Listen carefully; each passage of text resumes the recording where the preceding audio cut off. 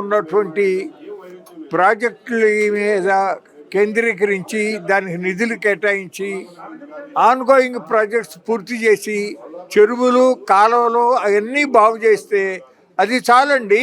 ఆ తర్వాత మిగిలితే ఇంకా అప్పుడు పోలవరం బెనకచర్ల తర్వాత ఆలోచన చేయొచ్చు, కానీ ఇప్పుడు దాని గురించి అనవసరం.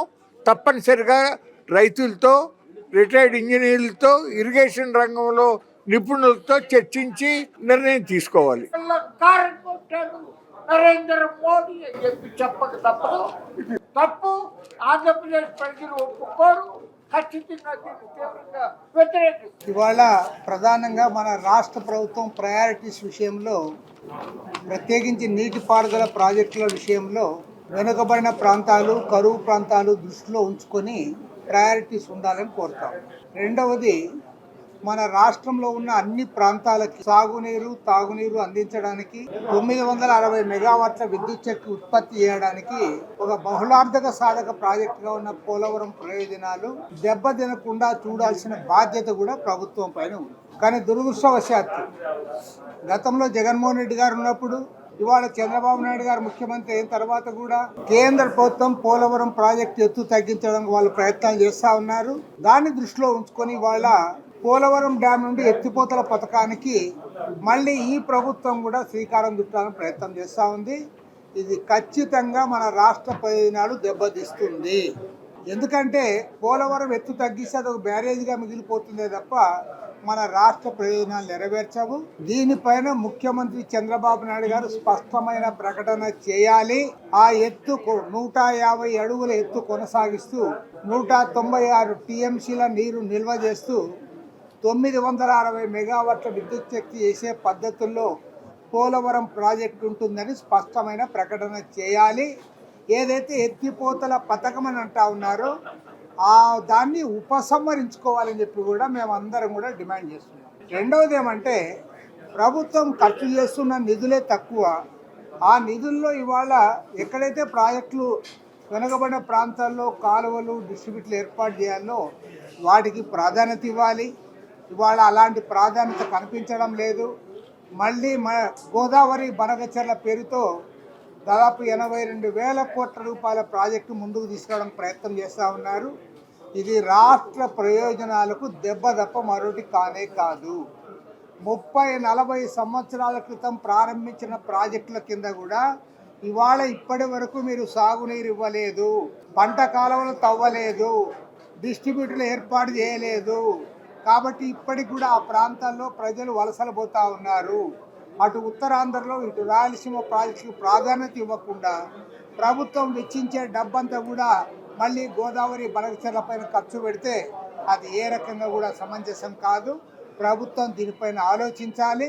అవసరమైతే ముఖ్యమంత్రి గారు అఖిలపక్ష సమావేశాన్ని ఏర్పాటు చేసి రాజకీయ పార్టీలతో పాటు మన ఇరిగేషన్ రంగ నిపుణులను కూడా ఆహ్వానించి దీనిపైన చర్చించాలని చెప్పి కూడా ప్రభుత్వాన్ని డిమాండ్ చేస్తుంది. ఈ రోజున రిటైర్డ్ ఇంజనీర్లు, ఈ సాగునీటి రంగం గురించి బాగా తెలిసినటువంటి నిపుణులు ఎన్నో అభిప్రాయాలు వెల్లబుచ్చారు. అందులో వినగానే చాలా సహేతుకంగా అనిపించేటువంటి అభిప్రాయాలు చాలా ఉన్నాయి.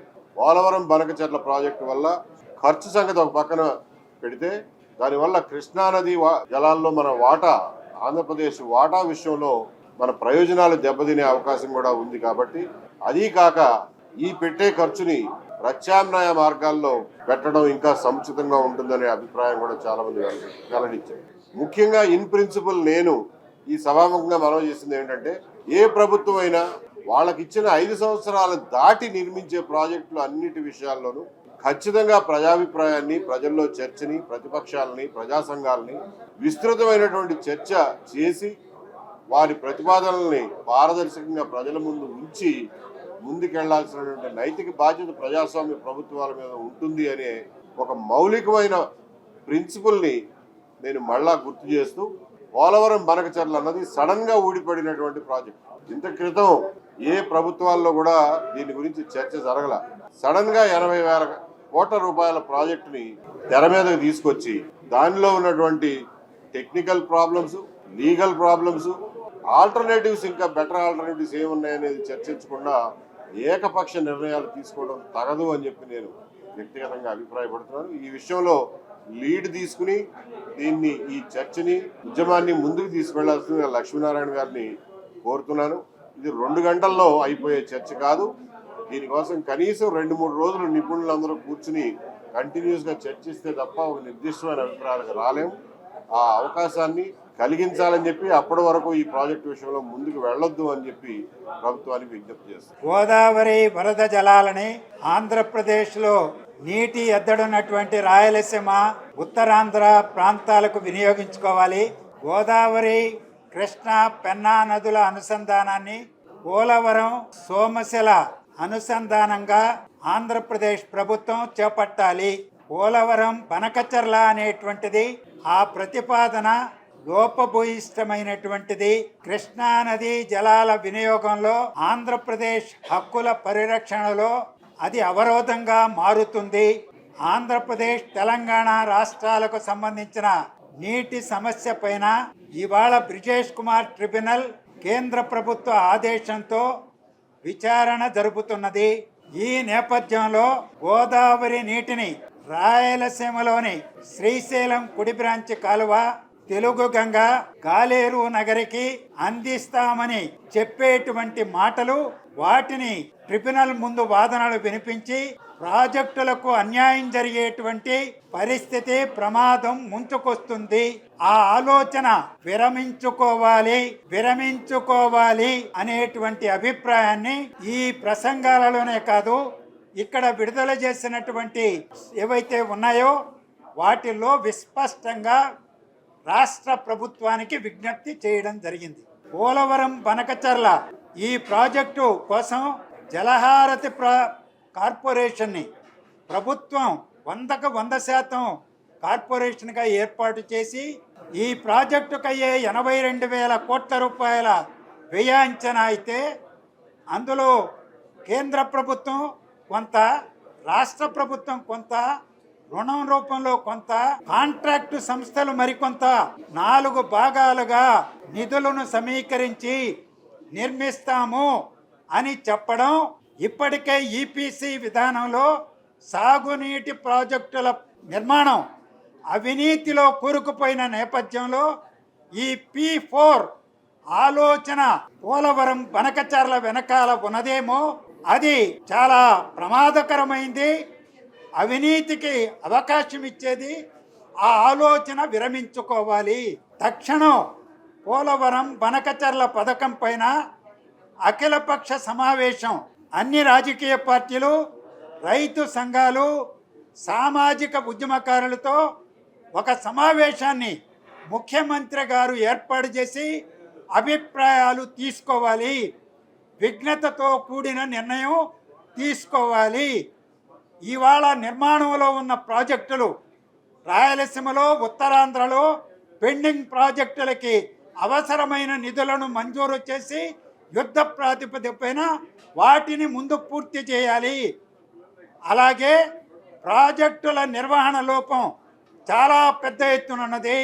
నిధులు లేక మరమ్మతులు చేయలేదు. రేపు వరదలు రాబోతున్నాయి, వర్షాలు రాబోతున్నాయి. శ్రీశైలం డ్యాము మొదలుకొని అనేక ప్రాజెక్టులకు, రిజర్వాయర్కు ప్రమాదం ముంచుకొస్తున్నదని వార్తలు వస్తున్న నేపథ్యంలో ఆ కార్యక్రమానికి నిధులు విడుదల చేసి యుద్ధ ప్రాతిపదికపైన నిధులు ఖర్చు పెట్టాలి. ఇవాళ శ్రీశైలం దగ్గర పంజిప్లు, అక్కడ లోతైన గుంత పడింది, వెంటనే రిపేర్ చేయాలి. అలాగే మనం గతంలో చూసాం, పులిచింతల దగ్గర లేకపోతే గుండ్లకమ్మ దగ్గర చెయ్యేరు కొట్టుకుపోయింది. అందువల్ల తక్షణం చర్యలు చేపట్టాలి. ఇవాళ ఏదైతే పోలవరం ప్రాజెక్టు గత ప్రభుత్వం 41.15కు కుదించి మొదటి దశ అని చెప్పిందో దాని ప్రకారమే కేంద్ర ప్రభుత్వం లిఖితపూర్వకంగా రాష్ట్ర ప్రభుత్వానికి రాసింది. 41.15 మీటర్ల ఎత్తులో 2027 నాటికి పూర్తి చేయమని, దానికి 12,156 కోట్లు ఇస్తున్నామని వ్రాతపూర్వకంగా రాశారు. అంటే 45.72 మీటర్ల గరిష్ట స్థాయిలో నిర్మాణం చేయడం లేదు అని చెప్పకనే చెప్పింది. అది అంగీకరించబడదు, నిర్ద్వంతంగా తిరస్కరించాలి. అలాగే ఇవాళ పోలవరం దగ్గర ఎత్తిపోతల పథకం అనేది జగన్మోహన్ రెడ్డి గారు వేసిన ఎత్తుగడ, దాన్ని రద్దు చేయమని అడుగుతుంటే ఆ ఎత్తిపోతల పథకాన్ని ముందుకు తీసుకెళ్లే వార్త ఈరోజు ప్రసార మాధ్యమాల్లో రావడం అత్యంత ఆందోళనకరం. పోలవరం బహుళార్థ సాధక ప్రాజెక్టు, ఆ ప్రాజెక్టు సిడబ్ల్యూసి ఆమోదించింది, గోదావరి ట్రిబ్యునల్ ఆమోదించింది. దాన్ని కాళ్ళు నరికే పని మోడీ ప్రభుత్వం చేస్తే మీరు దాన్ని అంగీకరిస్తే జాతికి, తెలుగు జాతికి ద్రోహం చేసినట్టు అవుతుంది. ఆలోచించమని కోరుతూ కూడా ఈ సభ ఈ రాష్ట్ర ప్రభుత్వానికి, రాష్ట్ర ముఖ్యమంత్రి గారికి ప్రత్యేకంగా విన్నవించింది. ఇది మీడియా ద్వారా కూడా తెలియజేస్తాం.